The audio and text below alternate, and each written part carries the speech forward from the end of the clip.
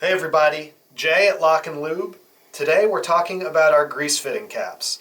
Now these little plastic caps come in really handy when you need to keep your grease fittings clean so that when you do go to grease them, you don't have to worry about clearing off all the mess.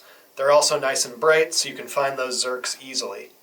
Now we're going to break into our LockNLube assortment here to show you a 1/4-28 grease fitting as well as an 1/8" pipe thread fitting so you can see how each works.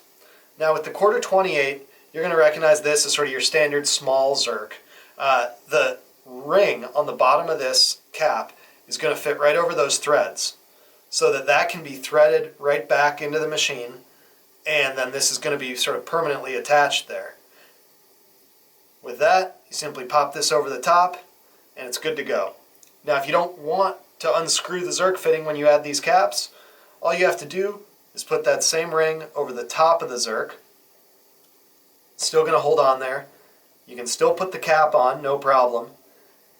And then when you want to grease, you're not going to have any trouble getting your LockNLube or other coupler right on there. With the LockNLube, you're still going to get that leak-free seal, even with that little bit of rubber there.